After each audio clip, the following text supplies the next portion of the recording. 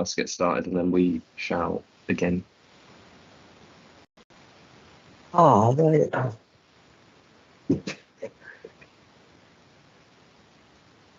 Yeah, I've been informed that we're live. Good morning, everybody, and welcome to this licensing panel for Station Grill at 62 Queens Road in Brighton, Bravo November 1, 3 X-Ray Delta. Please could I ask the councillors to elect a chair amongst themselves? Can I nominate Councillor Pickett, please? I second that. Councillor Pickett, you are the chair. I'll hand over to you. Thank you very much. I just need to go through some procedural business. Are there any declarations of substitutions? I'm the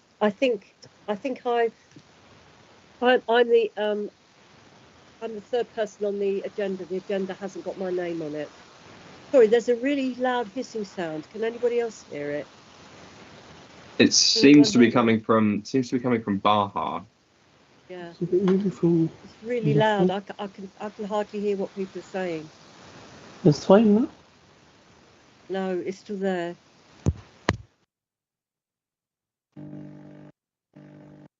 Yeah. What I was saying is that I came on at the last minute. Harry, can you hear? Can you hear me there? Yeah. I can. Yeah. Baha, could you please leave your microphone muted while you're not speaking? Mute. Yeah, just Okay. while you're not speaking, and then unmute it while you are, just because there's quite a lot of background noise. Thank you. Sorry, Julie. Do you want to continue? Yeah, that's fine. Yeah. I am the unknown person, third person on the agenda. That's me. Thank you. Minutes. Yeah. Are there any declarations of interest? No. There are no non-public items on this agenda, and therefore we will not be excluding the press and public for any item today. We are being webcast, so we are all in open session. This is an application for a new business premises licence for Station Grill at 62 Queens Road, Brighton. Before we begin, can I ask all around the table to introduce themselves, starting with the panel? Please ensure that your microphone is on when you're speaking, and if possible, your camera, as it's nice to see people. Please turn off your microphone when not speaking. So can we start with the panel, please? Good morning. I'm Councillor. Oh, sorry. It's all right. Go Go ahead. Go ahead, Julie. Hi, I'm Councillor Julie Cattell. I'm Deputy Chair of the Licensing Committee. Hi, I'm Paul Nan. I'm a councillor for Wish. Can we now have the police? Good morning, my name's Hannah Staplehurst. I am a licensing officer in the Brighton and Hove division for Sussex Police. Good morning, panel. I'm Sergeant Mark Redbourne and I am Operations and Licensing for Sussex Police. Thank you. Emily? Morning everyone, Emily Fountain, Licensing Officer presenting the application. Sarah? Good morning, I'm Sarah Cornell and I've put in a representation on behalf of the Licensing Authority. Sarah Booker-Lewis? Morning, Sarah Booker-Lewis, local democracy reporter for Brighton and Hove, representing the majority of news media in the city. Thank you. And Rebecca? Yeah, good morning, Rebecca Siddell, legal advisor to the panel. Francis? Good morning, Frankie Mitchell, Democratic Services. I'll be clerking the meeting. Baha? Yeah, good morning. It's Baha, the applicant. Baha, can I just ask, would you like to be called Baha during the process, or Yes, just, please. Yeah, okay, thank you. And James? Okay, not James. James can't speak, he's webcasting. So. Sorry, apologies. Thank you. I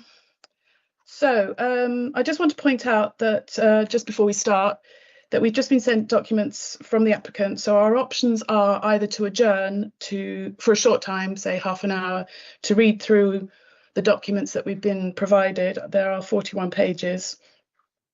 Apologies.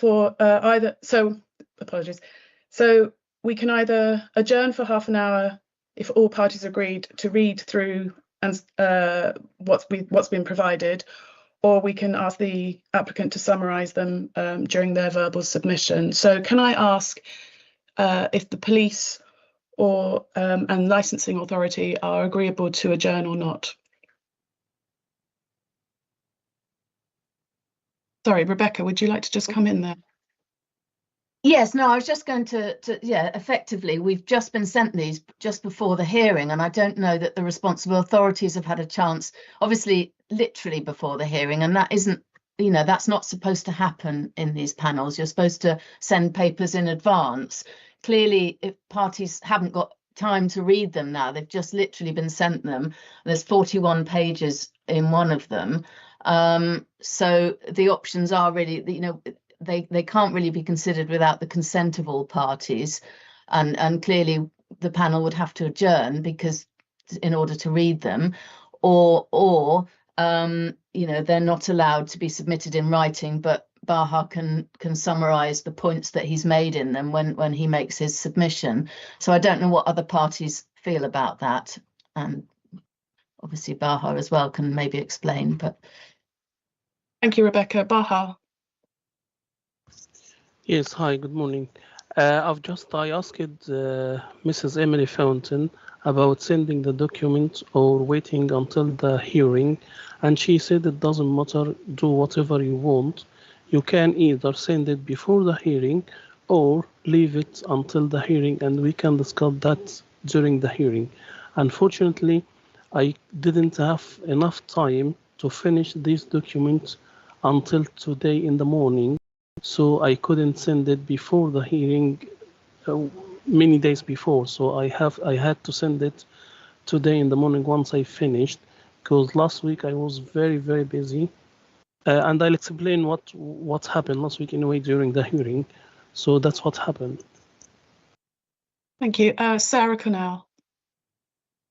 Hi there. So Baha did send something to myself a little while ago with which I think is part of the email that's been forwarded round, responding to my representation. So I'll acknowledge that.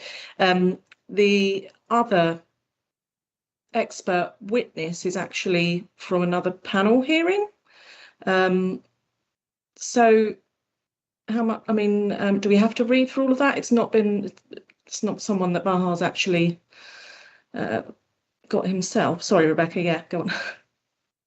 Well, no, I can see it's an independent expert report, and I think it relates exclusively to KFC. So I think, I can't actually, I agree with Sarah, I can't see the relevance of that for this particular application. So I think probably that document isn't relevant. I mean, Baha can refer to it but really it's another premises in a different location. I can't see why that would be relevant. So we've got the reply to A and B, which should either be summarised by yourself, Baha, or an adjournment with the agreement of all parties, a short adjournment for people to just to have a read of it. I don't know what you think about that, Sarah, and the police. For myself, no problem. You can, if you would like to summarize it during the hearing, no problem. If you would like to read it, no problem. I don't mind. Okay, so the consensus seems to be that we will continue without an adjournment, and Baha will summarise the information in his verbal submission. Is that agreed? Okay, thank you. Okay, so I will now hand over to Emily Fountain to introduce the application. Thank you, Chair. This is an application for Station Grill, 62 Queen's Road, Brighton. The hours applied for are for late night refreshment only, no alcohol, Monday to Sunday, 2300 to 0300. The application also states that on any day after 0000, the premises will operate for collection and delivery only, no dining in. I will leave it to the applicant to explain the proposed application in more detail. Section 18, the operating schedule of the application, is detailed at Appendix A, and the proposed plan of the premises is attached to Appendix B. 2 representations were received. They were received from Sussex Police and the Licensing Authority.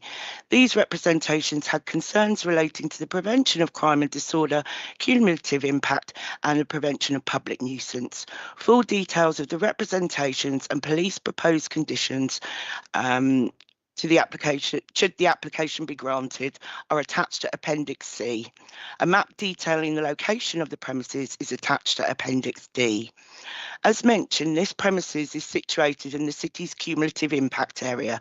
The special policy for cumulative impact states that applications for new licences will be refused following relevant representations. The applicant can rebut this presumption of refusal if they can show that their application will have no negative cumulative impact on the licensing objectives. The Council's Statement of Licensing Policy goes on to say that this special policy is not absolute. Upon receipt of a relevant representation, the Licensing Authority will always consider the circumstances of each case and whether there is exceptional circumstances to justify departing from its special policy. If an application is unlikely to add to the cumulative impact of the area, it may be granted. The onus is on the applicant to demonstrate exceptional circumstances. The panel will also be aware of the matrix approach to licensing decisions found within the Statement of Licensing Policy on page 12 of the agenda. This includes a table with provisions for a terminal hour for licensed activities for all classes of licensed premises in a particular area, recognising the diverse operations and different risks presented by those premises. The matrix states that late night refreshment takeaways should not be granted in the CIZ. However, the policy is not absolute and each application must be given individual consideration on its own merits. Thank you, Chair. Thank you, Emily. Are there any questions in relation to what's just been said from the panel? No? Any questions in relation to what's just been said from the police? No, thank you, Chair. Thank you. Are there any questions to what has just been said from the Licensing Authority? No, thank you. Thank you. And any questions in relation to what's just been said from the applicant? Baha. Yes, would you like me to reply to what she has said now, or? Just to what has just been said by Emily in her submission. No, it's you will be actually given time to do your own submission a bit later on, but if you've got any questions as to what Emily has just said, you can say that now. No problem. No. Thank you. I'll now hand over to the Licensing Authority to make their representation.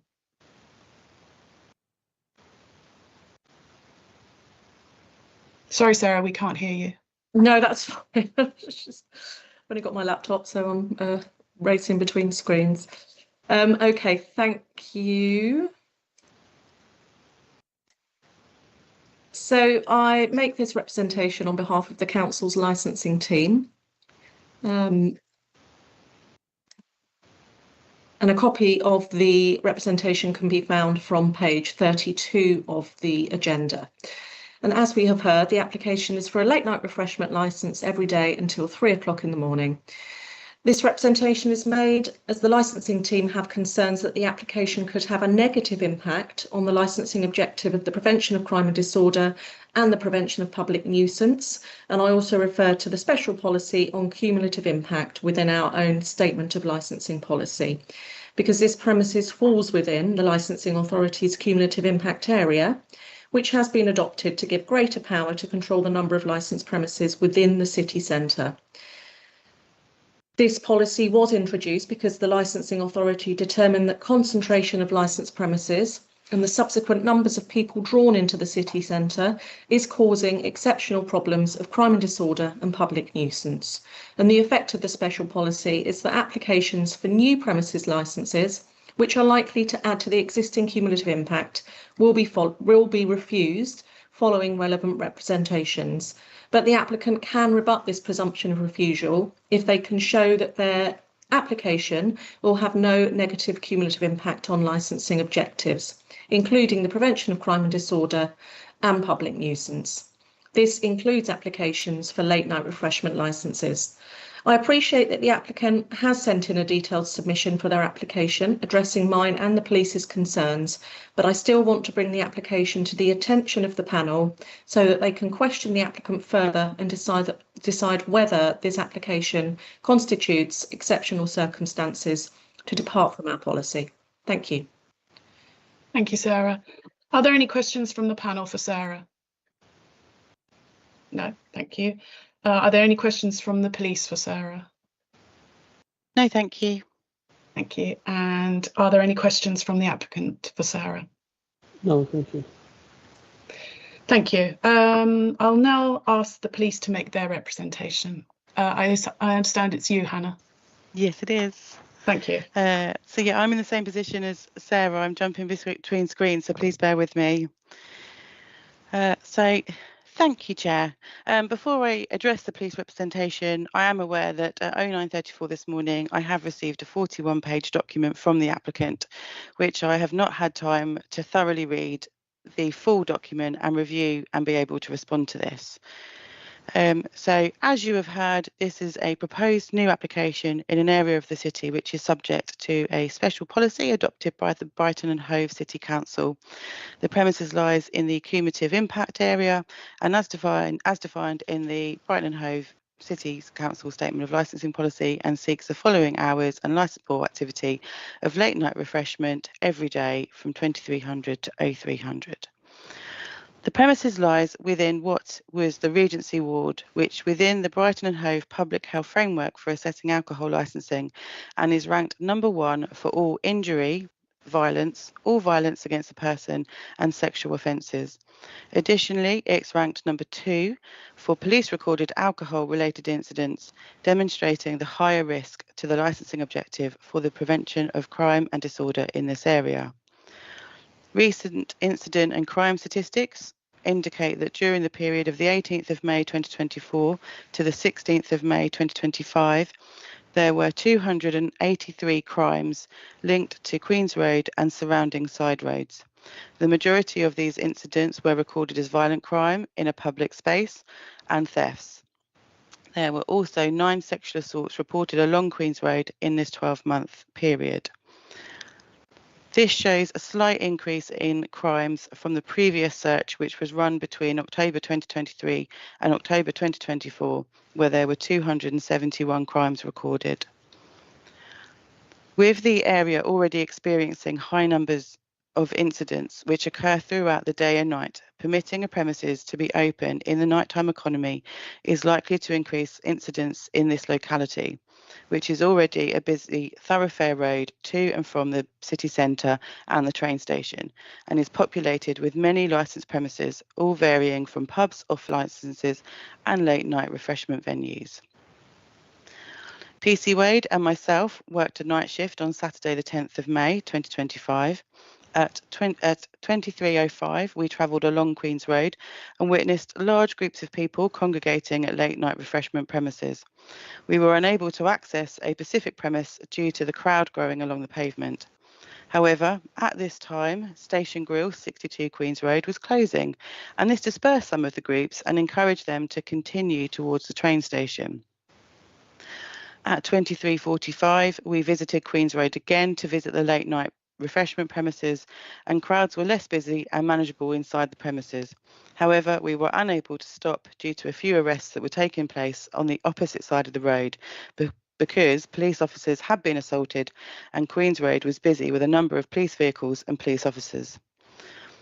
While Sussex Police acknowledge that the premises application is not asking for the sale of alcohol, however, offering food and drink into the early hours encourages persons who may be under the influence of alcohol or drugs to remain in this area, which has a number of residential flats and properties.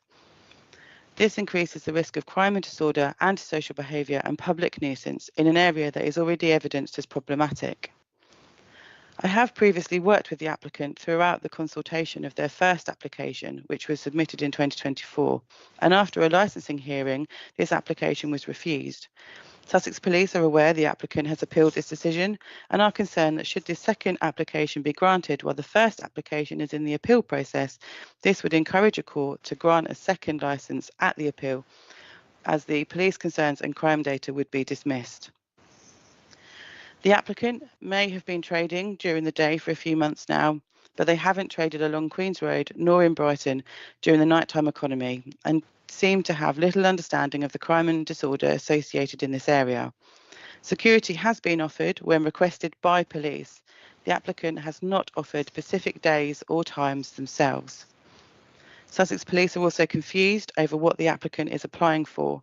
I note on this application they are now applying for 0300 every day, which is an hour longer on Sunday through to Thursday than the first application. The application also states that they are a restaurant offering delivery services, but in subsection A, under section 18 of the application, it also states that they will also offer collection services for customers already, I'm assuming that means exiting, in the city centre. During this consultation period, I asked for clarification for what the applicant was applying for and asked for clarity why this application had been submitted while the appeal is progressing, with the first court hearing imminent. The reply that I received was, my first application was not for takeaway. I confirmed many times that my shop is a restaurant and not a takeaway shop. Serving dining in, delivery and collection does not mean that it is a takeaway. All restaurants, including McDonald's and KFCs, are restaurants, and they all offer delivery and food collection services. Sussex Police would disagree that during the first hearing, the applicant stated he was applying for a restaurant, as the applicant offered to have a hatch cut into the window at the front in order to pass food to the customers waiting on the pavement, which would possibly mean that tables and chairs would have had to have been removed in this area. Sussex Police would also disagree and would state that deliveries and collections are in fact takeaways, as a definition of a takeaway is where a customer buys food from a premises to be eaten elsewhere. Sussex Police have little confidence in the applicant and fear, should the licence be granted until 0300 every day, Sussex Police could see an increase in crime and disorder, as the applicant would not be able to operate knowledgeably. Lastly, there were issues raised around the blue notice the applicant had to display as part of the application process. Myself and PC Wade drove past the premises on the 24th of April, and we were able to confirm that there was no blue notice on display and sent photos through to the Brighton Hove City Council licensing team. This further raised concerns in the confidence of the applicant to complete licensing conditions. Although we are unable to support this application and are seeking refusal for a second time, if the licensing panel are minded to grant this application at hearing, Sussex Police did attach conditions to our representation letter, and taking into account the request that the premises trades only for deliveries from midnight. The conditions offered unfortunately do not mitigate fully the risks should this premises trade until 0300, but they go some way to reduce incidents occurring within the premises itself. But there are no conditions that can address the risks once customers have departed.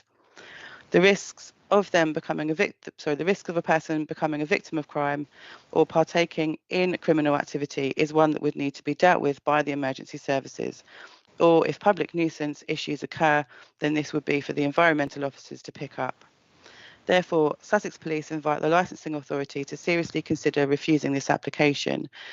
And following on from the 41-page document that has been received, may my suggestion be that if this application is refused, that Sussex Police and the licensing authority actually have a meeting with the applicant, and maybe we can go through the issues, address the concerns, and find a solution for the multiple applications and the court process all in one case. Thank you. Thank you, Hannah. Do we have any questions from the panel? No? Actually, I have one question, Hannah. Can you just clarify then? So what you're saying is this is Queen's Road is a particular area that has an issue with crowd dispersal. Is that because of its centrality and also because of the station? I'll come in on that one and say, yes, I believe so. It is a busy thoroughfare road where persons that have been on a night out or even on a day out, they travel back up Queen's Road to get to the station. So I think to have that sort of premises or another premises open until 3 AM in the morning is just that sort of point of where people are going to be able to continue to congregate in this area. And that is what I sort of witnessed when I worked my night shift with my colleague, that's what happened at 2305. People were congregating in that area and grabbing food as they were walking back to the station, and it just encouraged crowds. Thank you. Julie. Hi, hi Hannah. Getting back to the blue notice, how long is from the start of the application? How long is the applicant expected to keep the blue notice visible? Emily may correct me on this. She's the expert on it, but I believe it has to be displayed for the full 28 days that the application is in the consultation period for, because everybody has the right to know that there is a licensing application at this premises in order to give them the opportunity to raise a representation or support should they wish. Okay, so when you went past and it wasn't there, was that within that 28-day period? It was, and once I informed Emily, she had to extend the consultation period for this application as it hadn't been on display. Okay, and Emily, just out of it, did you inform Baha that he needed to put the notice back up? Yes. So there were two occasions. There was an occasion at the beginning of the application process when I went to view the blue notice, and it wasn't up. So I extended the consultation period by a couple of days, and then approximately 2 weeks later, I went to the premises. The blue notice wasn't up again, and the police subsequently went to the premises and the blue notice wasn't up, and so the consultation period was extended from that date, which was I can have a look for you, but it was, I believe it was the 25th of April. Yeah, that's correct. Yeah.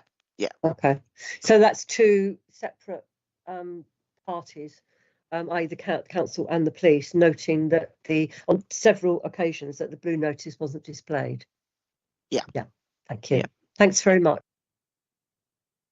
Thank you, Julie. Can I now ask if there are any questions from the licensing authority? No, thank you. No, thank you. And Baha, do you have any questions for the police? I just need to comment about what she said now, but if you would like me to do it later, no problem. It's just on what the police have just said. If you've got any comments on anything that was said, then you can say it now. No. Okay, thank you. So I would now ask, sorry, I apologise. And now ask the applicant to make their representation. Okay, that's fine. Good morning. Thank you. Good morning. I'm just going to explain what's happened about or reply to their representation. So first of all, one moment, Baha. Sorry, yeah, Judy, do you have an issue? I can't hear anything that Baha is saying. It sounds like he's. I'll bring another headphone. Just give me 1 minute. Yeah, I think it might be to do with the headphones. I can't hear anything. Thank you.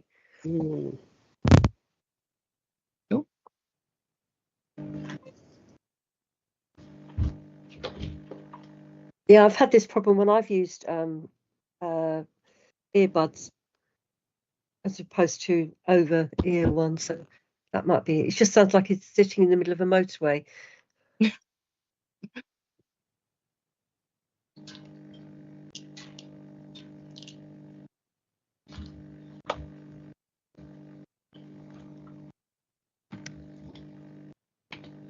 Yes, there's a definite hum.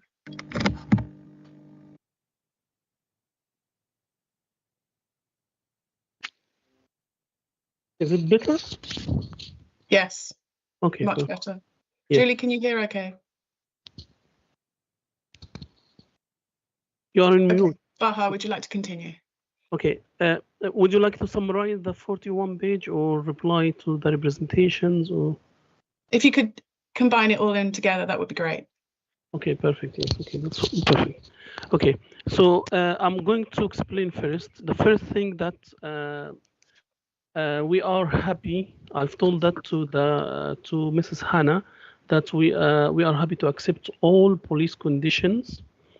But unfortunately, she didn't reply to me. She said that we will see and get an informal decision. So, even mitigating the working hours to be delivery only. Either if you would like as a panel or the licensing authority to make it after 2 a.m., 1 a.m., or even after 12 midnight as by police proposed condition. So we don't mind to mitigate that to be only for delivery.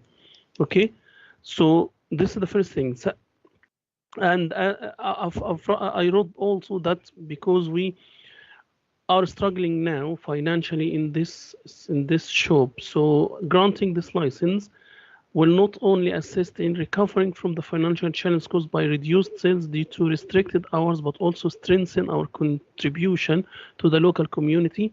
This includes providing food to those in need and fostering economic growth by creating future employment opportunities. Can you imagine every day after 11 p.m. we have to close because of these restricted hours, and we have to throw this food in the bin every day to get another food fresh in the morning. And if you can see there is another late night refreshment shop as well, and people come ask us to sell them the food which already we have, but we have to put it in the waste. So we are losing money every day because of this problem, and unfortunately we can't sell anybody. And Mrs. Hannah confirmed that on 1305 when she visited Queen's Road, we are closing. So we are following the rules as it is. And what happened because of the last week that I couldn't submit these pages before today, because last week I enrolled in SIA licensed door supervisor course, and I was very busy because we had some exams, and I've passed it, and I'm waiting to get my SIA licensed door supervisor license and the badge as well. Maybe within a week, 2 weeks, it depends. But I'm already ready for the job. So this is as by police conditions. And in page 2, from the document, this is my result for that course, confirming what I've done. And also in page 3, there is a certificate of achievement in first aid, emergency first aid at work as well. And in page 5, also I attached certificates of experience that I worked in a late night refreshment since April 2024 till now, which is more than a year, from 11 a.m. till 4 a.m. And this is a certificate. This shop located in West Street, which is at the end of Queen's Road, where my restaurant is located. And that's confirmed that I have an experience in late night economy at Kebab House in West Street, Brighton. And I was responsible for operating within Brighton's nighttime economy, managing late night customers' behavior and the challenging situation, understanding crime prevention and safety measures, working closely with security personnel, overseeing hygiene, food safety, and operational efficiency, applying strategies for maintaining order in line with local expectations and licensing activities.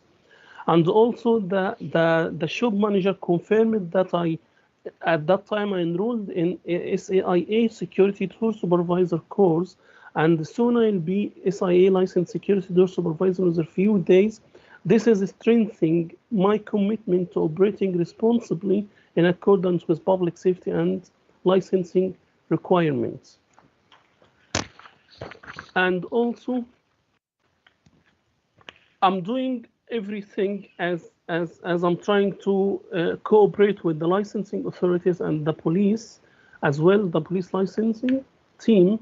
And also I'm asking the panel please to consider my application within Article 1 of the first protocol, that everyone entitled to peaceful enjoyment of his possessions, including, for example, possession of a license, which is, I think, regarding the European Convention on Human Rights.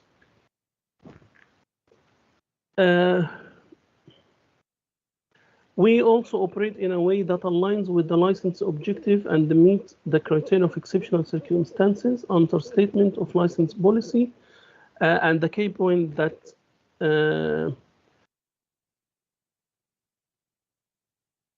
we will do strong enforcement measures to manage customer behavior, such as limiting late night customers to delivery only service, as by hopefully your decision.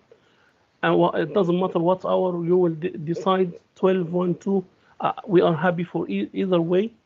And also we use effective CCTV, no eating service at all after midnight, and dedicated security person. We will have dedicated security person as required, either me, myself, or another person.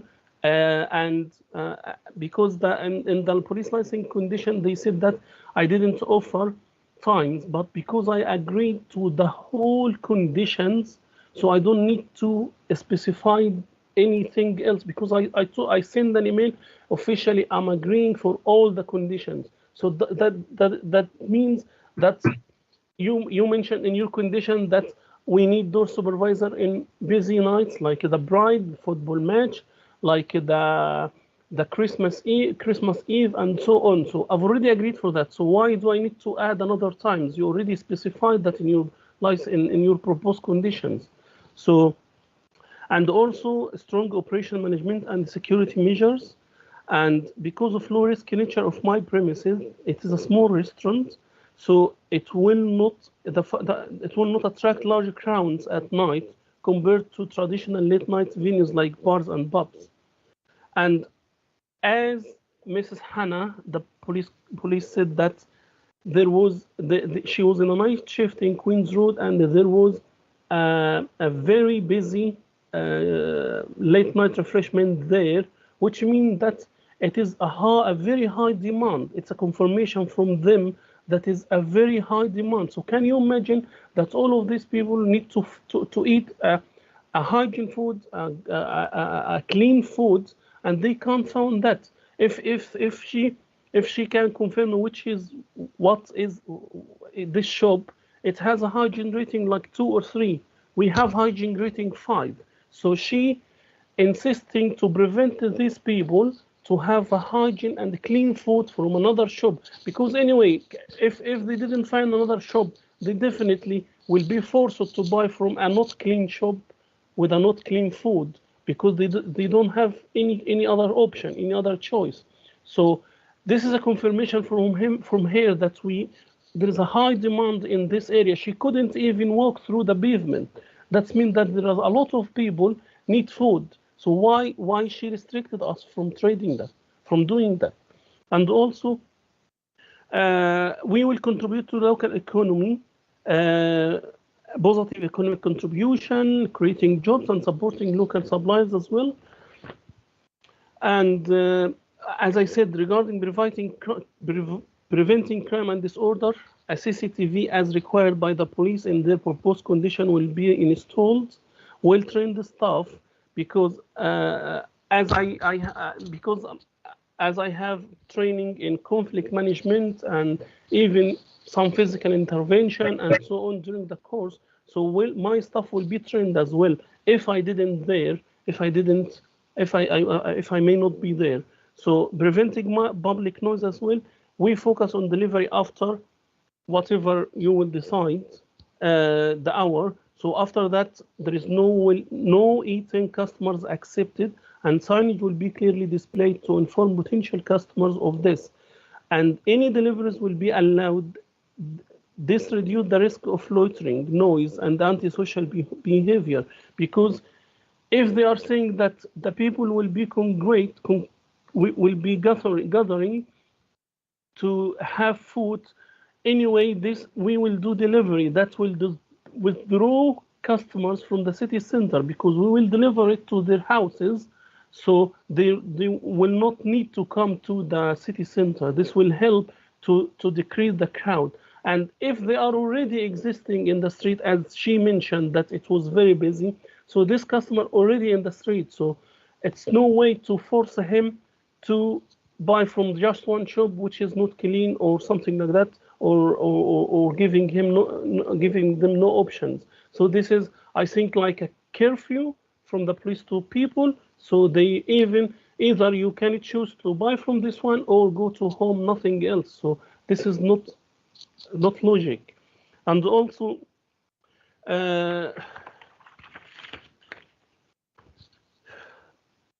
no objections has been made by any resident or business in the area. Nothing happened. No one objected. But I have even the licensing team and myself, we received the supporting emails because they CC me on their email saying that we support this application. I think maybe 4 or 5 or 6, because these customers came and say that when they saw the notice period, the notice, blue notice on the glass, they said that we will support your application and we will send an emails to the authorities. And they included me in their emails confirming that they support my application. So no objections, but there is support. And also, I know that we are in cumulative impact zone, and I know that, and we offer the strong procedure and the strong security measures to operate in this area. And if you can see that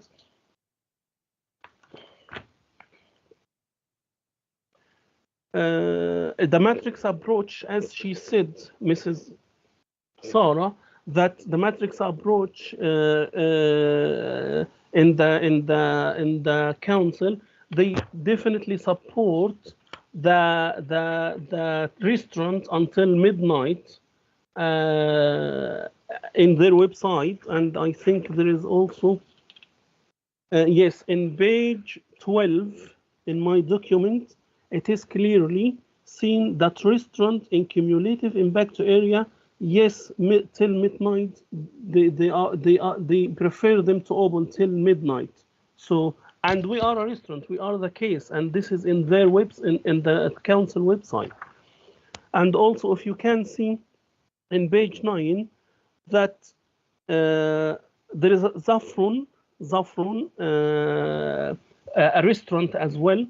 The licensing panel confirmed that they can do delivery and collection till 3 a.m. without needing to any planning permission, because they are a restaurant, and doing takeaway or delivery or collection is part of the restaurant operations.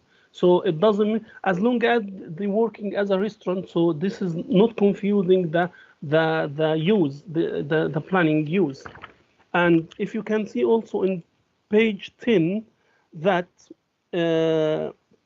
KFC as well, KFC is a restaurant, clearly it says a restaurant, and the licensing panel as well confirmed that they can work and they can do delivery, takeaway, and the collection till 3 a.m., which means that they don't need a planning permission, as they alleged that I need a planning permission, because this is how the restaurant is working.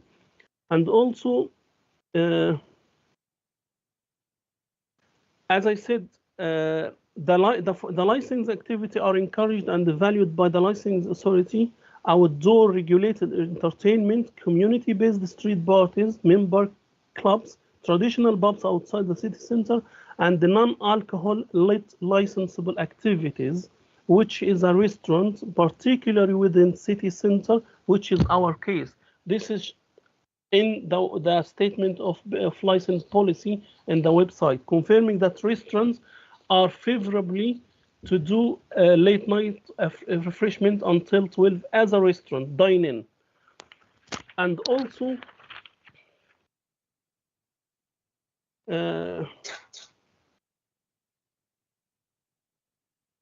Yes, regarding they said that in their the applicant has stated in their application that additional support that the premises is a restaurant providing a hot food after 11, which is be indoor in some cases, will stop serving customer dining in after midnight. Okay, that's fine.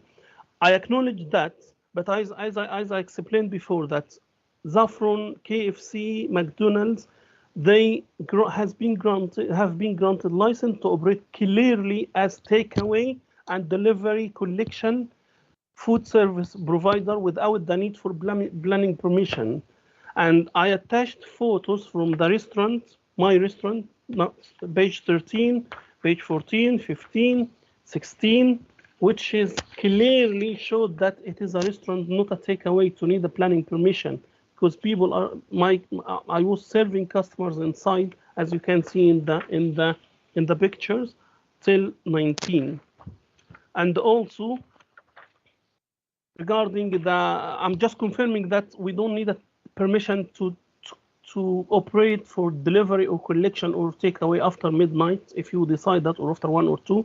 So there is a link as well in page 19 from the Brighton Hove City Council, and page 20, that Authority Monitoring Report 2020 and 2021, any use within the new Class E use class is able to change to another use or mix of uses within the same use class without the need of planning permission. So we are operating as Class EB, which is a restaurant, and we are allowed to do that, a mix of use without a planning permission, as you see in their website. It is in page 20 as well. Class EB with class use and hot food takeaway as a mix of use, as a temporary. And our premises operate under Class EB, preparing meals from on-site consumption, while also offering limited takeaway service or collection service, not required under the new Class E regulation introduced in September 2020. This mixed use doesn't require separate planning permission. And the example in Westminster City Council versus British Waterway Board in a court 1985, the court accepted that minor ancillary activities don't trigger change of use. And this is in page 21. And the ancillary use principle, as long as the takeaway is not a dominant part, it doesn't constitute a material change of the use requiring permission. We will be operating from 7 a.m. till 3 a.m., which means that we will operate for dine-in as a restaurant for up to 17 hours, and only the last 2 or 3 hours will be delivery or collection, or only delivery, or as you decide. So this means that only 10% from our operating hours will contribute to the sales as a delivery or as a takeaway or collection, as per your decision, hopefully. So that means that 80 to 85% we're working as a restaurant. We don't need any planning permission. Regarding the description that she mentioned in their representation, that she received mentioned website, I didn't receive any order from this mentioned website, because I have no access to this website. And I attached on page 21 that we are working as a restaurant. No mention to takeaway, because I've been told that it was written it is a takeaway. However, this was like a gift from a friend who is saying that I'll do a website for you for as a gift. So don't worry. But he is not here. I contacted him. He traveled away, and I've asked him, please amend, if you do anything wrong, amend it for me, please. So I have no access at all for this website.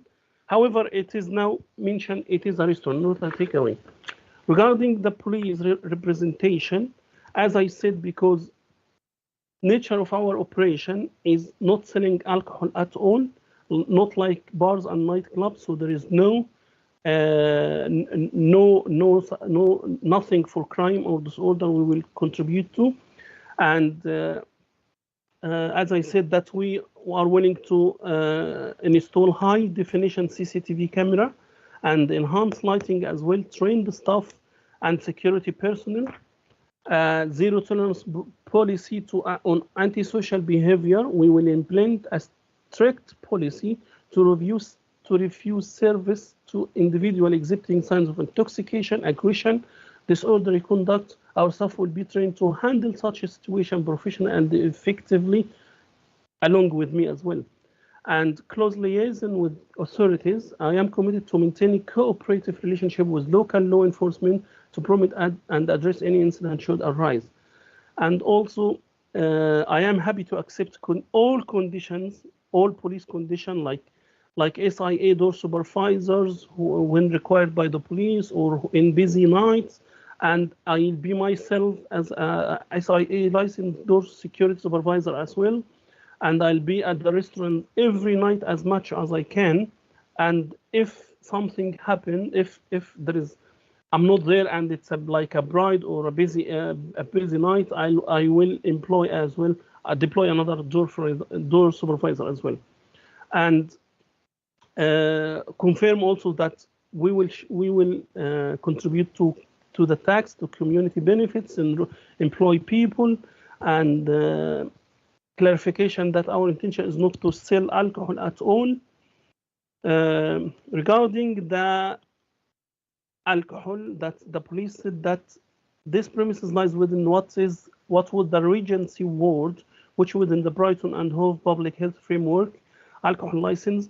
It is ranking number 2 in police recorded alcohol, and they confirm it, the police confirm it in their statement that all crimes are related to alcohol incidents only, nothing related to the shop or my restaurant or any other late night refreshment. So it's clearly that the restaurant and other food service establishment has no connection with this incident. Otherwise, if they can give us like a clue data saying that your restaurant was related to this incident or myself is related to this incident, nothing. So this is related to alcohol consumption.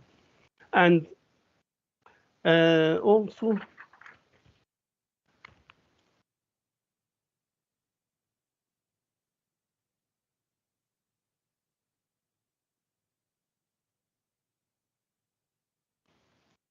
yes, as he said, that reported 283 incidents of violence. It is not related to the business at all, either myself or other one. It's only alcohol related. And also,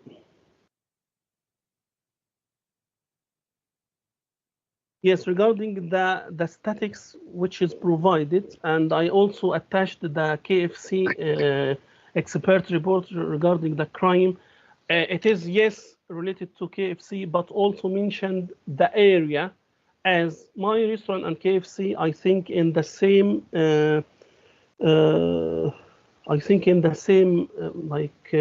ward or something like that, because in their decision, they said that it is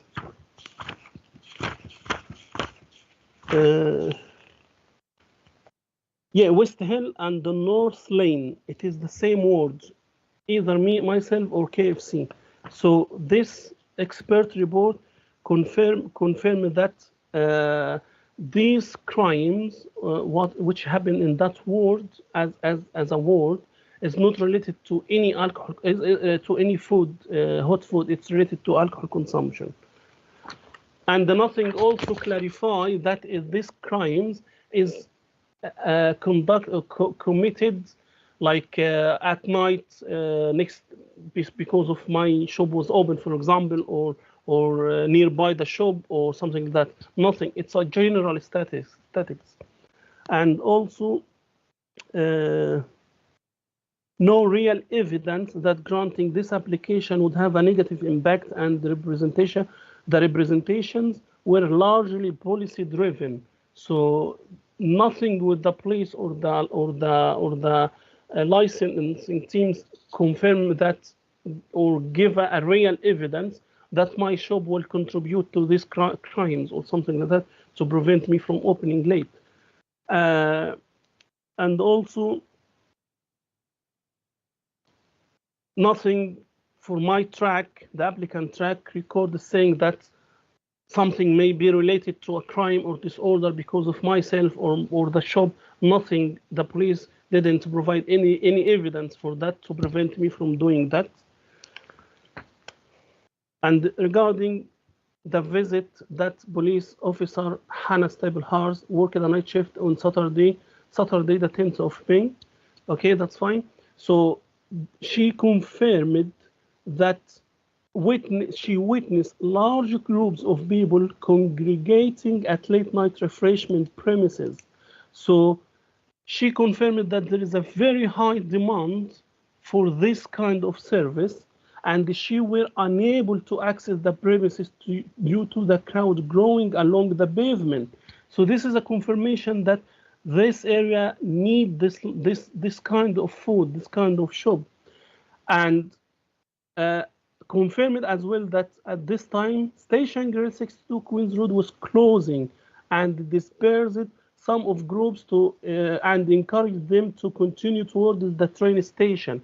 So this is a confirmation from here that I followed the law and regulations. And although there is a lot of people asking me to sell food, which is any human being will follow his sensation, saying that let us sell. We need money to cover the expenses, cover the rent.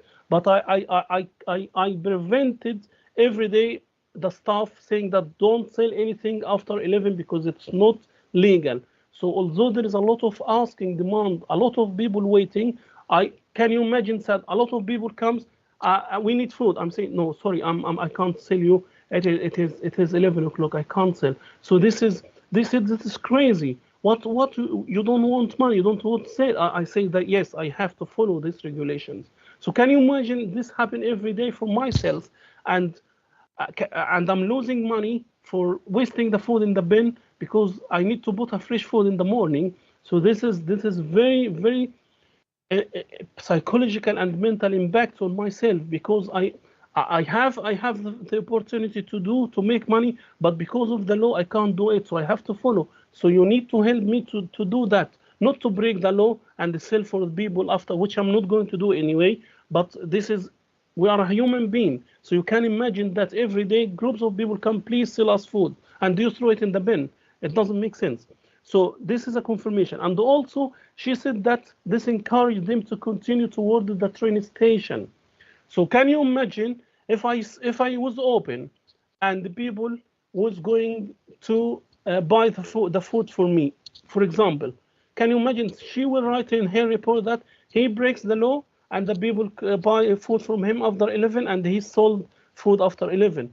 And on the other side, on the other hand, if I closed, you see, he closed, so the people go away to the train station. So what is the third solution? Can she tell me what is the third solution? Either close or open. So she only a policy-driven representation. She just want to say no, just nothing. Even if I open, she will say that you open and you break the law. If I close, oh, you see, the people go to the train station. So it's confusing.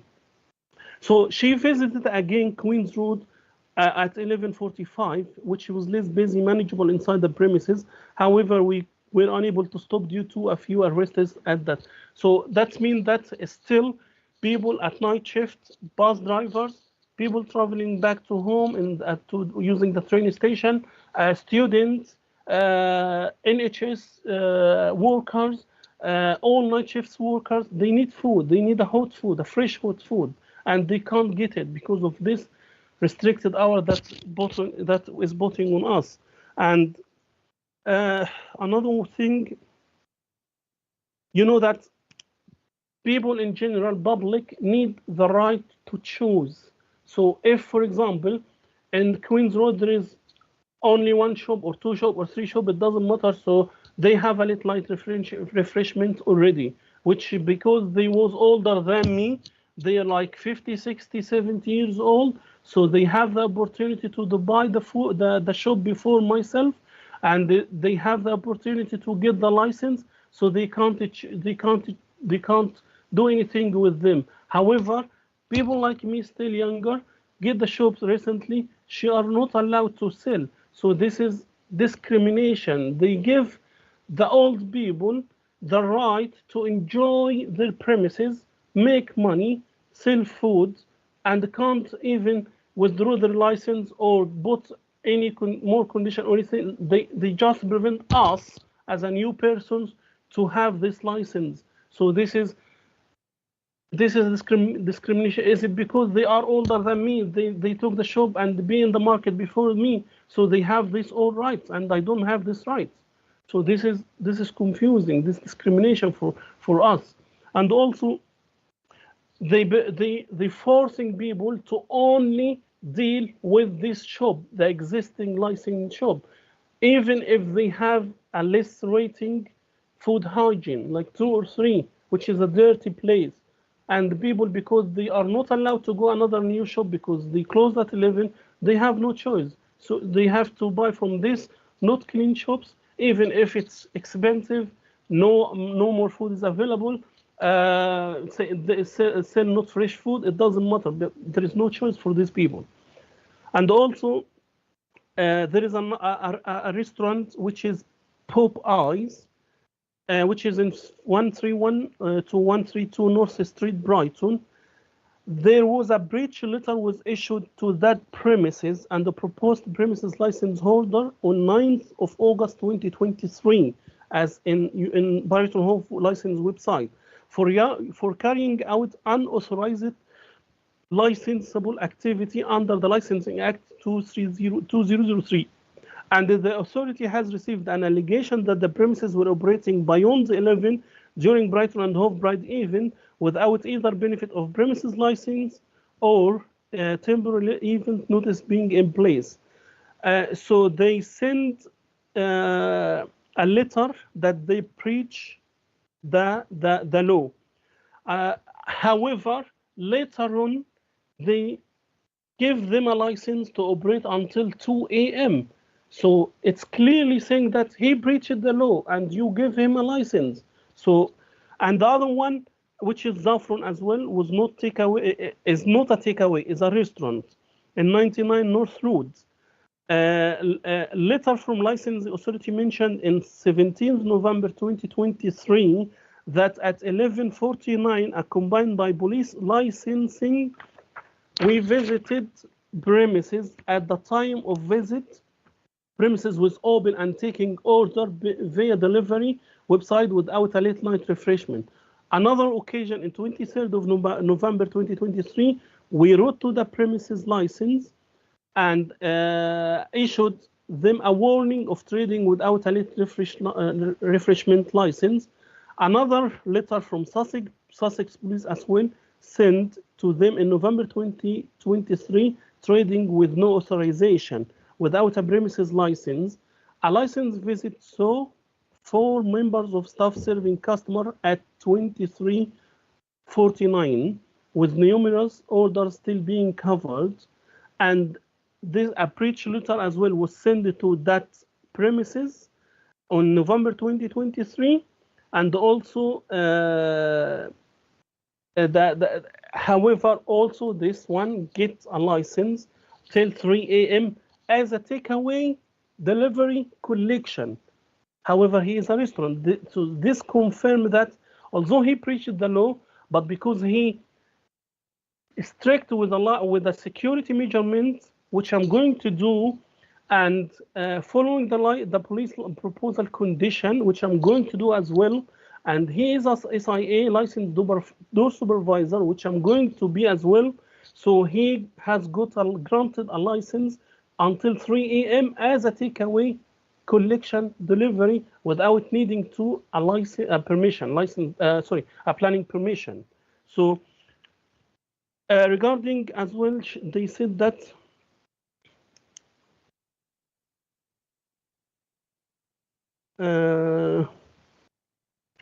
the police said that while Sussex Police acknowledged that the premises application is not asking for alcohol, yes, I'm not asking for alcohol, offering food and drink, no problem, which has number of residential flats. This increased risk of crime and disorder and social behavior and public nuisance in an area that already evidence to be problematic.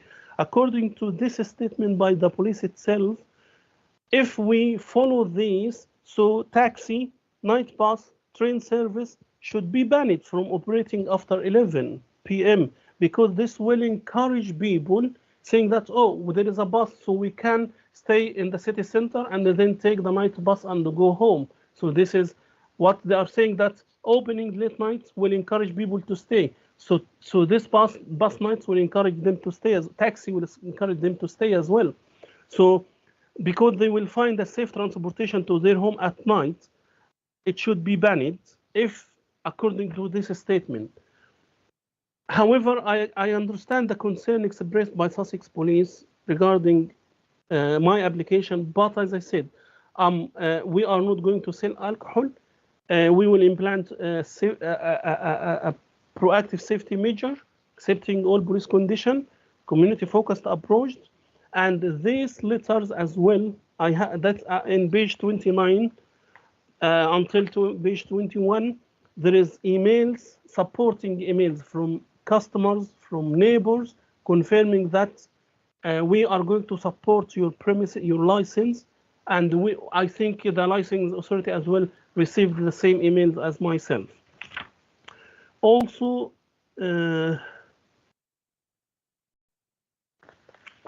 they said that I have previously worked with the applicant throughout the consultation period for their first application, which has submitted page 33 in 2024, and after license hearing, this application was refused. Sussex Police are aware that applicant has appealed this decision and are concerned that should be the second application be granted while the first application is in the appeal process, this would encourage a judge to grant the second license at appeal as the police concern and crime data would be dismissed.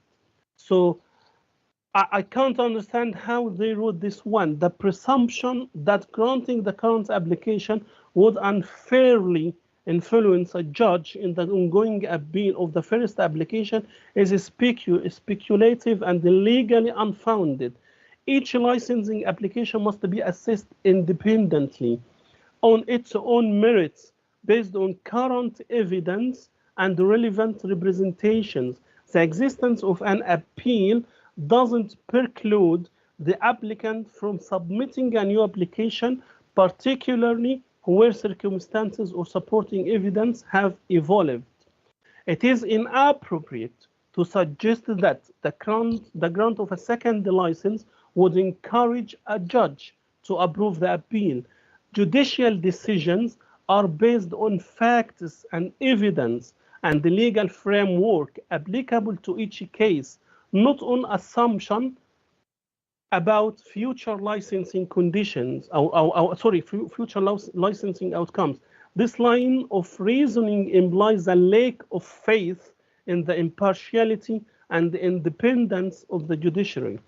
Moreover, as any applicant has a legal right to make new application and to have that application fairly considered without prejudice or assumption derived from the previous refusal, Sussex Police concern regarding crime disorder must be re-examined and in light of the specific details of this second application, including any new conditions which I have mentioned earlier.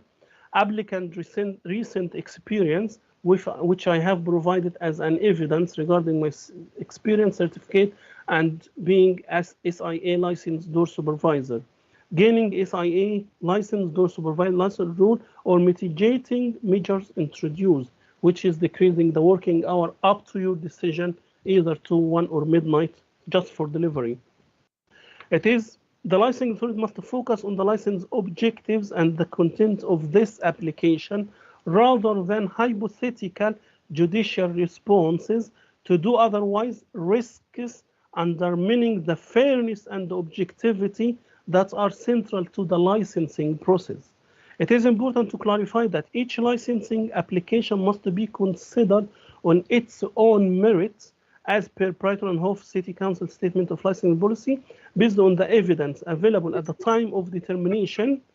This licensing authority is not bound by the status of an appeal and must assess whether new application addresses the issue raised in the previous refusal. Furthermore, the appeal process is an entirely separate judicial procedure that considers the validity of the original decision not subsequent licensing determinations, to suggest that granting a second license would automatically sway a judge in favor of the applicant on appeal undermines the independence of judiciary and the legal safeguards with the appeal process.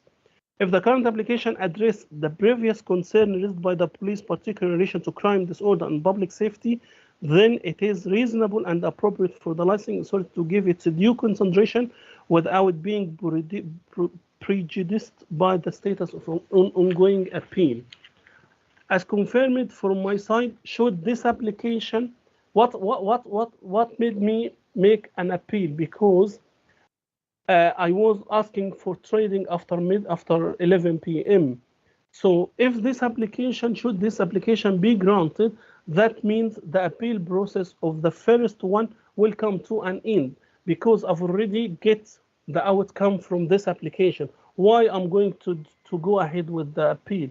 So if I get the outcome here, no problem. So the appeal, the case in the court will not continue because I've already got the outcome. So the applicant, and also they said that the applicant may have been trading during a day for a few months now. So this is a confirmation from them that the circumstances have changed now, because I've already have the experience and I've proved that with the certificate of experience from a kebab shop from 11 a.m. till 5 a.m. as working in a late night refreshment venue and also late night time economy. They said that little understanding of the crime and disorder associated with this area security has since, yes, this is in the first application, I was just a training, but now it's more than 12 or 14 months I was working in that kebab shop and in my shop as well. So they confirmed that I have experience in my shop for a few months, and also I've confirmed that I have experience in late night refreshment in another shop for more than 12 or 14 months in a late night economy. So this is the circumstances now have changed. And they said that security has since been offered when requested by the police. The applicant has not offered the specific days and times themselves. In my application, I mentioned that I'm going to accept all the police conditions, and I specified the dates for the security measures. And also in their proposal conditions, they mentioned it clearly that I need to deploy ISIA by the request of the police 48 hours before events like the football match, Bride, Christmas Eve, busy nights. So they already mentioned the time. So why do I need to mention it again? I've already accepted it. So I made it clear I'm going to accept all the proposed conditions by the police. So I don't need to mention it again. And also, as I said, that I was training for almost a year or more than a year, and it's confirmed by the experience certificate in page 35, and security measures, operating schedule before offering anything, try to communicate. And also I tried to communicate with the police on the 11th of April to discuss any concern, but unfortunately their reply was, "Good morning, your application is being reviewed by our colleague Hannah, who dealt with your last application as it's Easter holiday.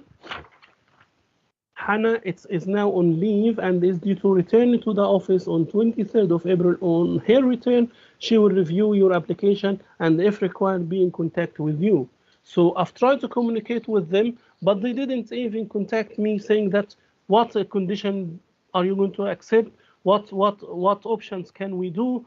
Nothing. So they totally ignored, and they didn't explain what dates that you are going to deploy the SIA, those supervisor, nothing. So I've tried my best to contact them many times, but they didn't give any clue.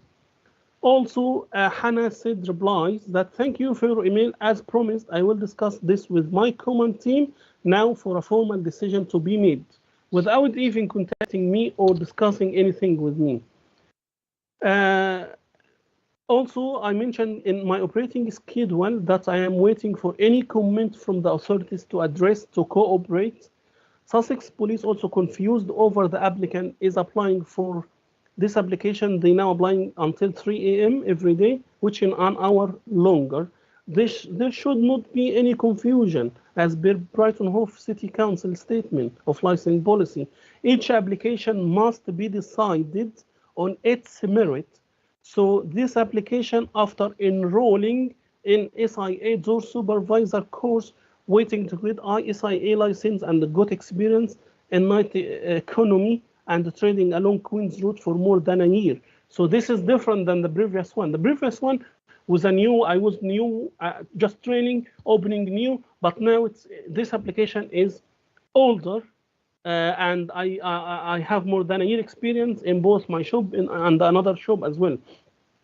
And so, and they said that also, the application also says they are restaurant offering delivery service, but in section A under section 18 of application, it states also will offer collection service for customer already existing in the city center.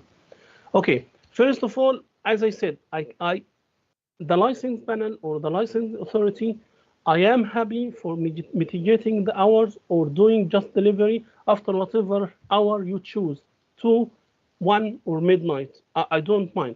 But just to clarify this thing, because that during this consultation period, licensing officer Hannah Stablehurst asked for clarification for what the applicant was applying for, and asked for clarity why this application had been submitted while an appeal is progressing with the first court hearing imminent.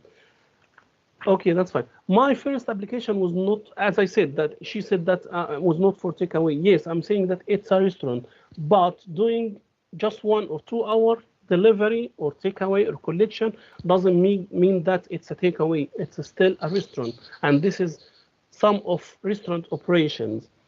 When applied on April 2025, that I didn't know that there is a hearing for the appeal process for the first application appeal. I didn't know. So as you know, that court takes a long time. So because of I'm struggling financially, so I submitted this application. After this application, I've got an email saying that the court hearing will be conducted on, I can't remember the date, but I submitted that before I know and even if I know the court adjourned it until October. So this is a different situation. I am in a new application. So if I get my outcome from this one, I'm going to finish the other one, because there is doesn't make sense to spend time and money waiting for something I've already got it. So it doesn't make sense.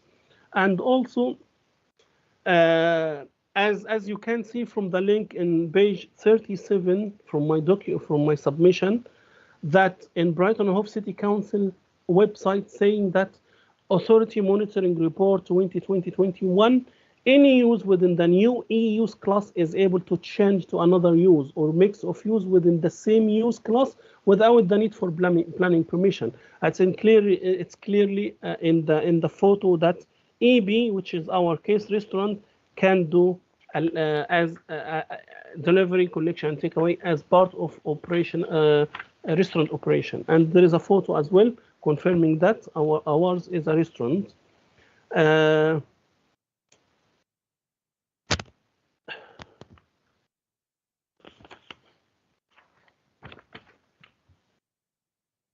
They said that they have a little confidence in the applicant and feel should be license be granted until every Sussex could see an increase in crime and disorder would not be able to operate knowledge. There is no real evidence for what they are saying. Nothing about myself or my shop saying that this application or this shop will contribute to any crime. Nothing. They just hypothetical idea from their side, just to prevent people to open after 11 a.m.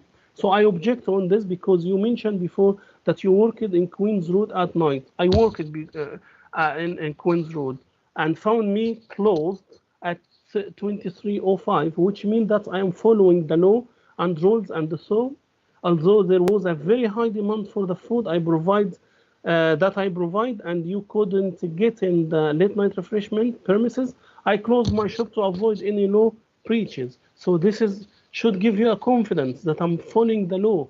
Even there is a lot of sales waiting for me as a human being. If anyone will say, "Oh, let's do it," but I didn't. I prevent anyone to enter the premises or buy food after 11. And as I said, you said that I don't have knowledge. Now, as I said, I have the experience in my shop, in another shop in Netlight Economy. I have also, I will have very soon, within few days, my license as a SIA door supervisor as well. So that's the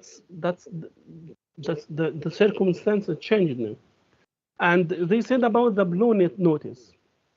The blue net, I disagree totally with them, because the blue notice, the first one, I bought it on the time, but Mrs. Emily sent me an email saying that it needs to be blue.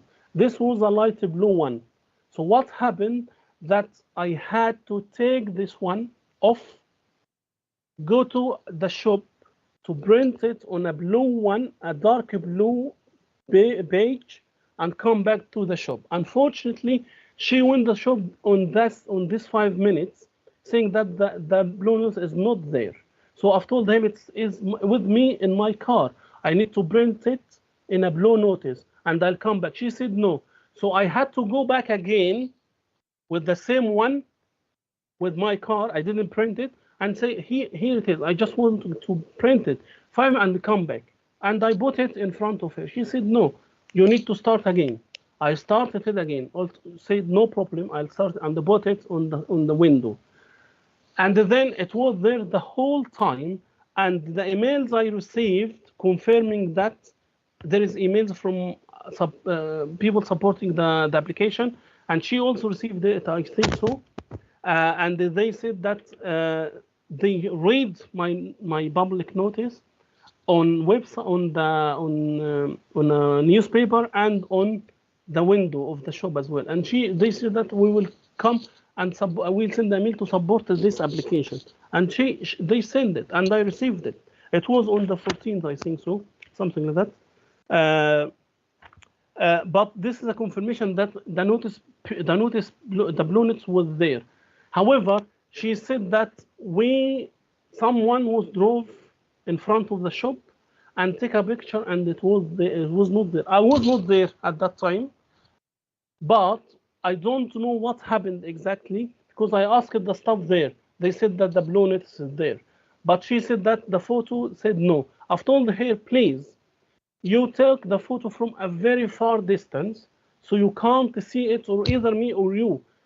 If you please go to the shop, identify yourself, saying that I am the police officer or licensing officer, wear the blue notice, and make a report, a formal report, that the blue notice is not there. At that time, I say that you are right, I am fault, I'm in a mistake, so it is not there. She didn't do that. She said that we took a bit. I said, identify yourself. Maybe someone was eating, having his food, and maybe move it to another place. I don't know. I don't know what happened, but the blue notice was there. So, but if she went to the shop and entered the shop saying that I am the licensing officer, this is my ID, I am the police officer, this is my ID, I need to do a formal report, she will maybe found it moved from another place on the floor, something, I don't know what happened, but she will have a clear answer for what happened. But what she said that, no, we took the photo from outside, from a verified far, because she was driving. So that doesn't make sense. Go to the shop, identify yourself, present your ID, and make a formal report. However, I accepted what she said and said, no problem. What do you want me to do? She said, bought it clearly. I've told it is clear, but anyway, what do you want? She said that extend the consultation period until the 22nd. I said, okay, no problem. I'll do it and extend it, which is not, I shouldn't do that, but I followed the rules and I bought it for until 22nd of May. So, and I've asked her since that, please go anytime, even in that day that she took the photo. Go there, enter the shop, and take a clear photo that there is nothing there. But she didn't come. But anyway, I followed the rules, and there was, I'm not sure what happened because I was traveling at that time. I wasn't there, and the staff confirmed that the blue notice was there, and she said that it was not there. So I think it was better for me and for her to provide a formal report inside the shop saying that it was not there to prevent any doubt, anything like that. But she didn't do that. So finally, sorry for all of that, but finally, please, as I said, I am happy to accept the police proposed conditions. I am happy to mitigate the working hours decided by the licensing panel or the licensing authority, and making delivery only as you decide, whatever, whenever, after 2 a.m., after 1 a.m., after midnight by the police proposed condition. I'm happy to do that. I can confirm that few days later I'll have my license as SIA door supervisor, so I'll be responsible for the shop. I'll be responsible for the crowd. I'll be responsible, even I'll try to be there as much as I can, especially in busy nights. Even if I'm not there in busy nights, I'll follow the police proposed condition, and I'll deploy another one, SID or supervisor, as per conditions they send me. Also, I'll train my staff about that. I'm going to follow install the CCTV as required by the police proposed conditions. If you would like me, I can read the police proposed condition, all of them, and I can agree if you would like me to do that. But to save your time, I am agree for all of them, including CCTV, prevention of crime and disorders, noise, prevention of noise, protect of young persons, all of the proposed condition. I respectfully request that my application be considered and approved on its individual merit, not linked to any other one, and on human rights grounds, and according to all points mentioned above, as I have the right to enjoy my positions as having a license and selling for hot food after 11 p.m. And after taking into account the comprehensive measures I have outlined and the overall low risk nature of the business, I am confident that with this safeguard in place, my restaurant will contribute positively to the community and operate in harmony with the council commitment to safety and orders. So sorry for that. Thank you, Baha. No problem. I'm aware of the time. I'm wondering if we could have a short break now for 10 minutes, back at 5:02. Does that work for everybody? Thank you.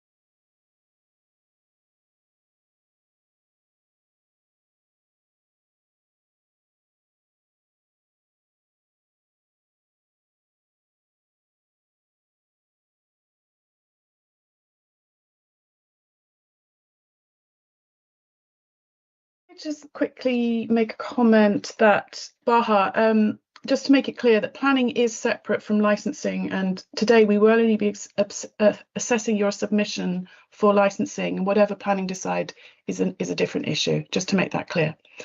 Thank you. So I'll now be taking questions from the panel. So do we have any questions from the panel?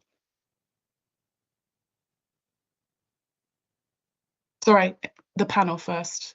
Councillor Nan or Councillor Cattell? Paul. Thanks, Kerry. I just wanted to inquire about the, I think it's CSI, I always get it wrong, CA, the doorman's qualification, SIA, sorry.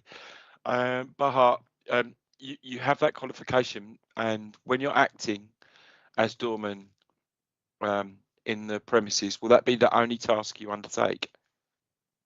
Yes, I have now the qualifications, as you said, yes, and if required by the police or by the busy night, as you say, as in the proposed conditions, yes, I'll work as a door supervisor at that night. Exclusively as a door supervisor. Exclusive, yes, just door supervisor. Okay, thank you. Councillor Cattell. Thanks, Chair. A couple of things. I was actually on the last panel. I was chairing the last panel that you were at, which was in November, I think. And at that time, that you said you'd had no experience whatsoever of catering, being in the catering business in this country, and yet we now hear that you were employed from April 24 until, which is what says on the certificate that you've shown us. I'm a bit confused about why you didn't mention that in the last hearing. Yeah, there is two things in that part, because I was training at that time when I applied for the first when I submit the first application, I was training, so I didn't know that I need to provide an experience certificate to the panel. And the second thing that the shop manager was not there during submitting my application, and he didn't mention that I may need something to confirm that I have this experience, because he was traveling abroad and he came in March. So at that time, I didn't know that it was important to provide it to during the hearing, and also he didn't warning me or telling me that you may need something like that. But later on, when I discussed with him, he said that you need this experience to prove that to them, because they refused the application, saying that you don't have experience. However, you have it. Yeah, I think I'm just a bit confused, because I would have thought, because you categorically said that you had no experience at all, and that was just November. So anyway, the next question. I'm a bit confused again as to why, if you are only operating in the hours that you're allowed to at the moment, why you are overbuying produce and having to throw it away. Because I would have thought that if you knew that you had to operate in a certain time, you would order, you'd order the right amount of food. I mean, I know there is always some waste, but you made it sound as though you were buying stuff as if you were going to use it for takeaways and then having to throw it away. So again, I'm confused by that. What I don't understand your management technique for doing that. In this kind of food, we have to buy something like, the shawarma gyros. Yeah. And the doner kebab gyros. Yeah. These two machines or three machines, or even one machine, you have to buy one skewer each. The skewer that has minimum weight. So you have to buy the minimum 15 kilogram, 20, 30, and so on. So people doesn't customize the weight for you. So the suppliers saying that the minimum we have is 15 or 20 kilogram. So you have to choose either don't sell on that day or get it and try to sell as much as you can during the working hours. Okay. So the problem, that does explain it. Yeah, I understand that. Thank you very much. Yeah. Can I explain it? Sorry, can I explain it because I still didn't explain it. Well, I think you've already explained it. Sorry, that if you can only buy those things in certain ways, I understand that now. But thank you very much. Any further questions from the panel? Can I clarify something, please, to all the panel? Is it relevant to what yes, Councillor Cattell just asked? For this gyros machine to let you know how does it work? No, it's fine. Honestly, but I think it's very clear you have to buy everything in a certain amount, and that you have to throw it away if it's been cooked. Thank you. I have a question. So can you just explain to me, can you fully explain what noise and nuisance measures you intend to employ to mitigate the effect on neighbours? Yes, it is not here. I'm trying to explain it properly.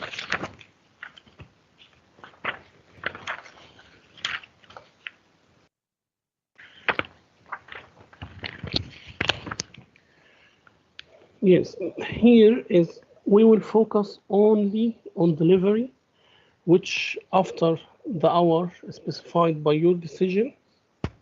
So we will emphasize that our operation after this specified hour will be the local authority is primary delivery focused with no eaten customers accepted. Signage will be clearly displayed to inform potential customers of this, and only deliveries will be allowed. This reduces the risk of loitering, noise, and antisocial behavior.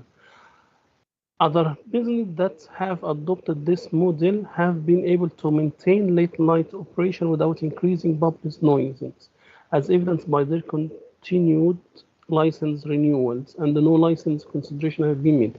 Noise control measures. Delivery vehicles will be required to adhere to a quiet zone policy, ensuring that engines are turned off while waiting and minimizing the use of horns or loud conversations. Staff will be instructed to be mindful of noise when handling deliveries.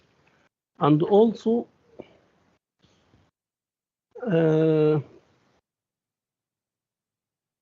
we will ask delivery drivers who is coming, because we already contracted with Uber, Just Eat and the delivery, to use the loading bay only, which is in front of the shop. This will prevent them from blocking the pavement or the walkway for people, or even the road for cars. So they will stick with the loading bay directly in front of the shop, turn off their engines, just collect the food and deliver it to customers at home. This will also prevent customers to coming to the city center. They will stay at home and they will deliver the food to them at home. And also, as I said, the signs, nobody will enter after midnight to dine in. The sign will be clear, no noise, and yeah. Okay. Actually, that's one of my next questions. So can I ask who will be on the premises to ensure that walking customers understand that it's only takeaway from midnight? Myself, I'm working the whole night anyway, but as I said, if it is busy night, or because anyway there is a staff is helping me in the premises, but if it's a busy or like a football match night or Bride or Christmas Eve or any busy night, definitely I'll work exclusively as a door supervisor, and the other staff will do the serving people to take it for delivery or something like that. So the staff, where there is signage, will be clearly on the premises, online, on on our Just Eat and Uber and the Deliveroo website will be clearly saying that nobody is allowed to eat in at all. Okay, thank you. And we will definitely take the chairs and the tables to prevent anybody to try to think to stay inside. So definitely we will collect it, remove it. Yes. Thank you. Can you just confirm how long your business has been open? Now we open, I think, since October or late September, early October. Yes. Thank you. And I know at one point you were thinking about having a hatch onto the street to serve takeaway food. I assume that's not part of this plan now. No. Okay. Because I said I'll be working as a door supervisor, so we will not do that. Yes.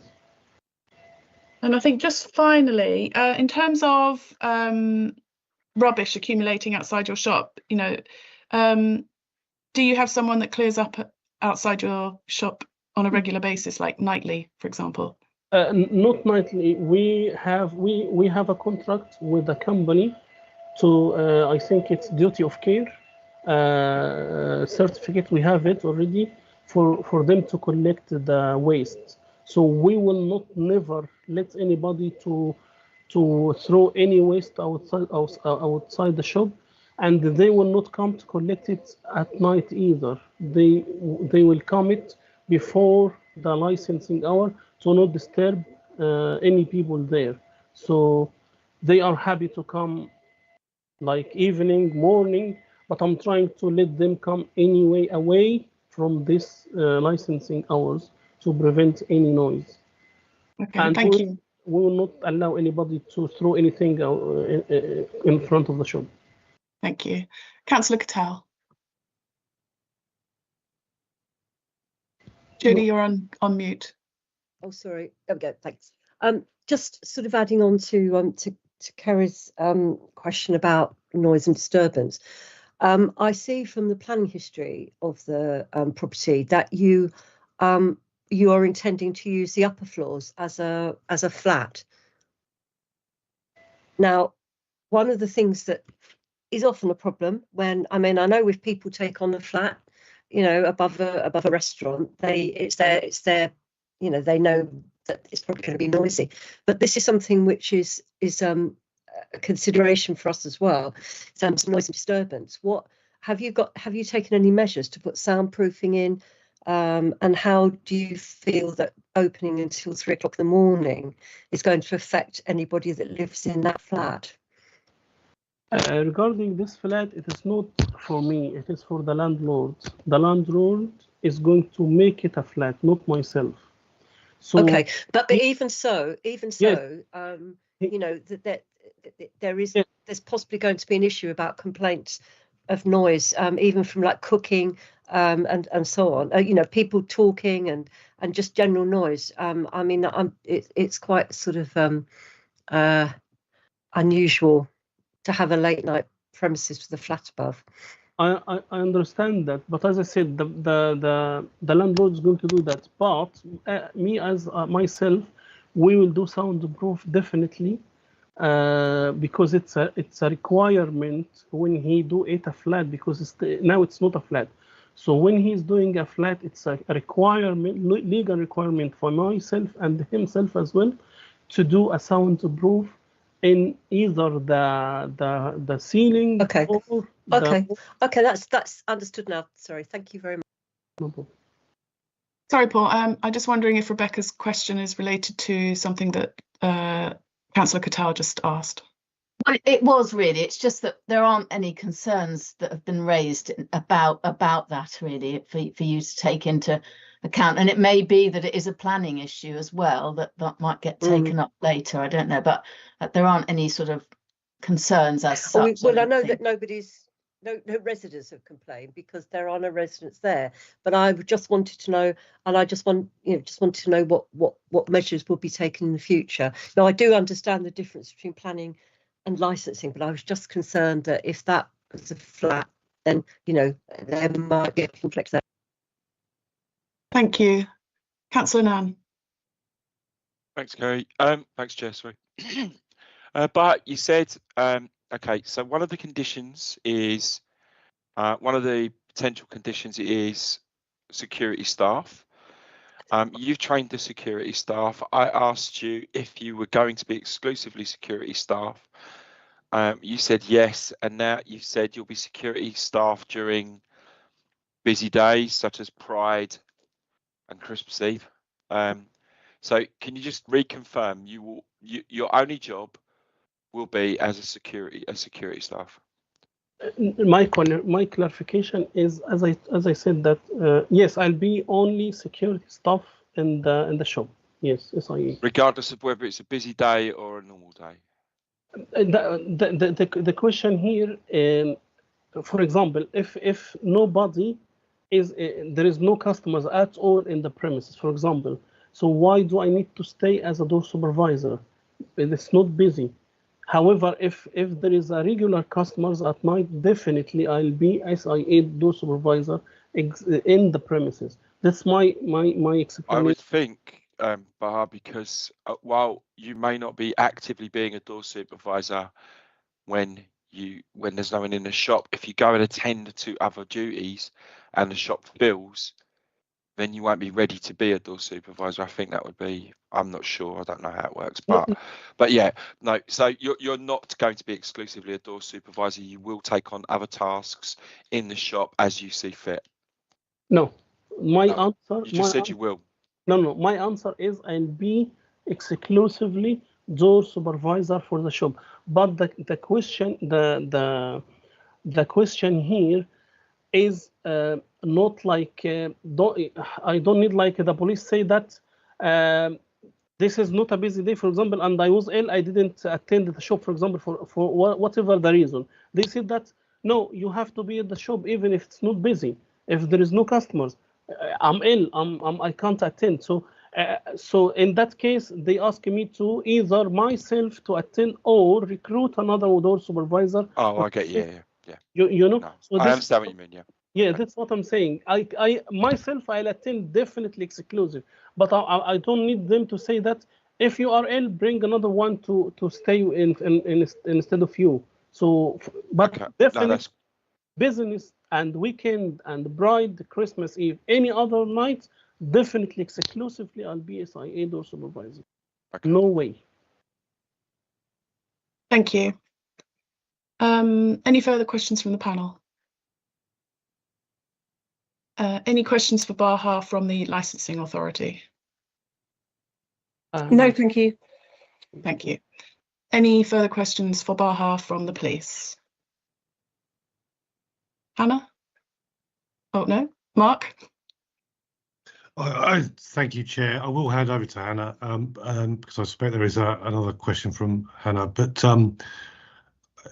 I just want to clarify with Bahar that our position hasn't changed and that the conditions that we were talking about were on the premise that the panel were minded to grant the application. So it's not an either or option. However, Councillor Nan has actually pretty much covered what I was going to ask, but I am still confused about your role. I just want to ask, how many other staff do you have in the shop in the role of food preparation that would allow you to be solely an SIA door supervisor? At the moment, I have 2 working, and I am the 3rd one. But once I get the license, it will be 3 or 4 working plus myself. So we'll be like 5 persons working in the during the licensing hours. 1 door supervisor, which is me exclusively, and they will serve the food, preparing the food. Okay, thank you.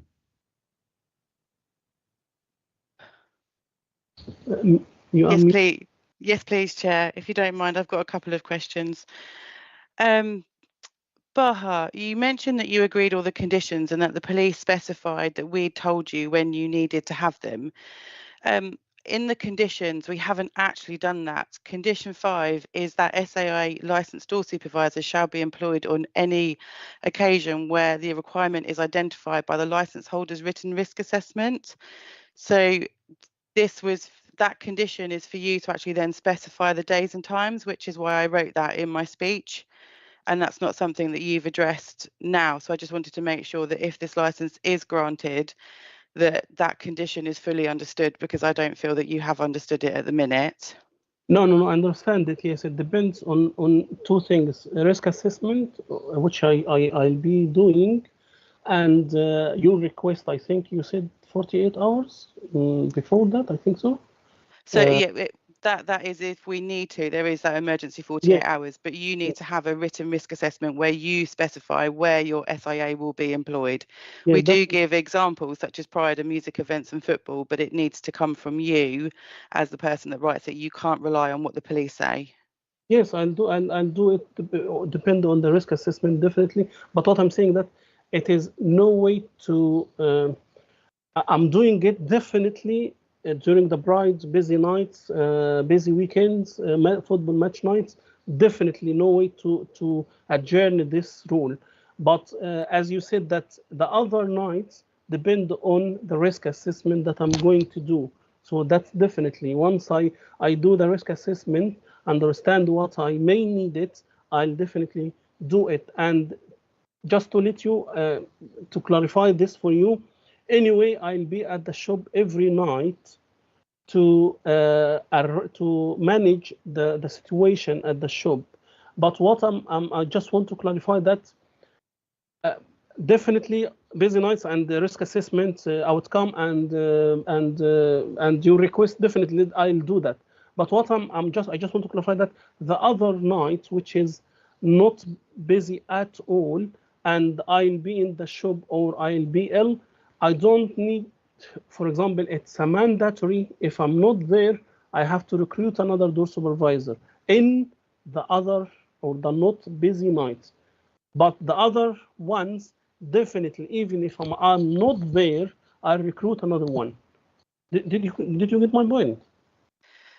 Yes, but it's still just confusing, because you've just raised that you're going to be at the shop managing it, but then you're also going to be the SIA. So again, I just need you, or managing for us to be clear, that you can't dual role. No, managing it as SIA. What I mean that managing the door, managing entering people to the crowd, not managing the food preparation. No, what I'm saying that's okay. I'll move on to the next question then. Thank you. The next question is condition 7 raises the membership of the Brighton Crime Reduction Partnership. I just wondered if you'd contacted them or if you had actually become a member of this scheme. No, I know that once I granted this one, I'll contact them to be with them immediately. It doesn't take time. It doesn't take time. So you've done your research, you know how much this costs? Yes. Okay, and the same question for the MSU. Have you done your research around the mobile support unit? Do you know what company you'll be employing? Yes, maybe Baguta. And there is another one. I still didn't sign a contract with any one of them, but maybe Baguta is. Okay, and within the 41-page document that you submitted, did you sort of provide any information around the training for identifying vulnerability or dealing with conflict? In this one, I've already had the experience, as I said, because last week I was very busy for doing this qualification and the exams. So, but I know how to manage it, how to do conflict management, how to do door supervisor responsibilities, and I'll train all of that to my staff. But is that written down so that it's documented and it can be signed by staff? Yes, it will be written down, but not. I didn't write it in the 41 page because unfortunately I don't have time to put everything in that document. Unfortunately, I was working even the whole night today until 9 or 9:30 until I submitted it. I sent it to you. So unfortunately, I didn't have time to conclude everything. Okay, I have no further questions. Thank you. Thank you. Do we have any further questions from anyone? No. Thank you very much. We will now move on to summaries. Can I remind all parties that at this point you should not be introducing any new information that has not been already raised as part of your representation. We will begin with a summary from the licensing officer. Thank you.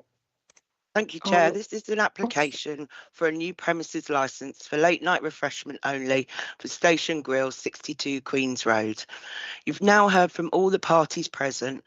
Licensing guidance states that in determining the application with a view to promoting the licensing objectives in the overall interests of the local community, the licensing authority must give appropriate weight to the steps that are appropriate to promote the licensing objectives, the representations including supporting information presented by all the parties, the guidance, its own statement of licensing policy.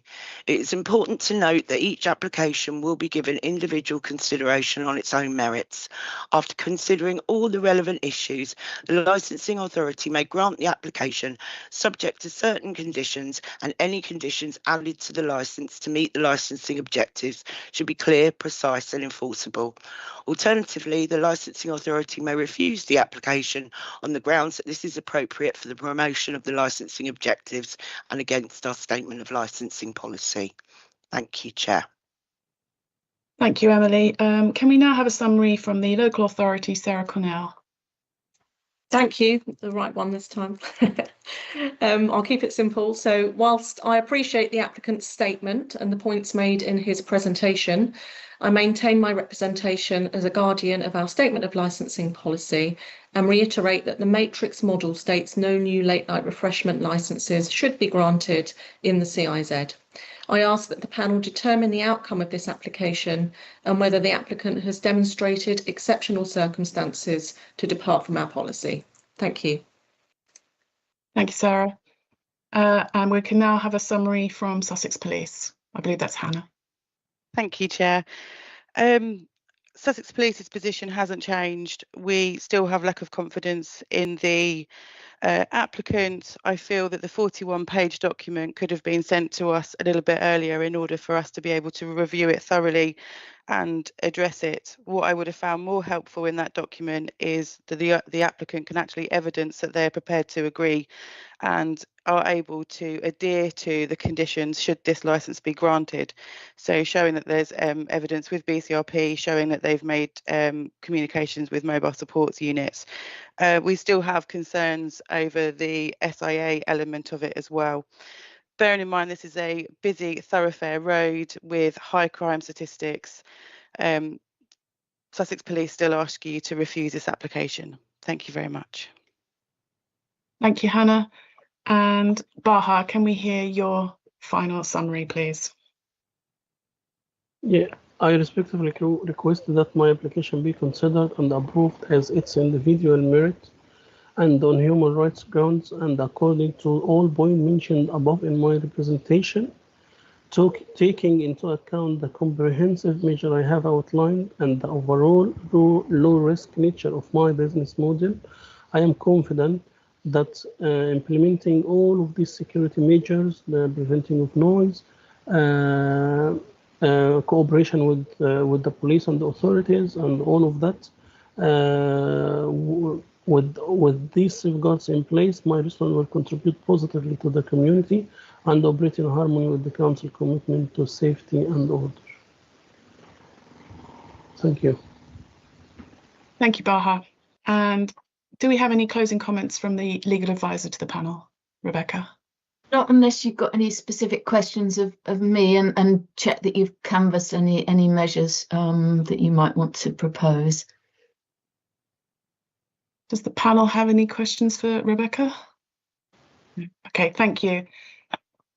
The panel will now retire to make its decision. Please note we will be accompanied by the legal advisor and the clerk to the panel, but they will take no part in the decision-making process. The decision will be sent in writing within 5 working days with appeal rights attached.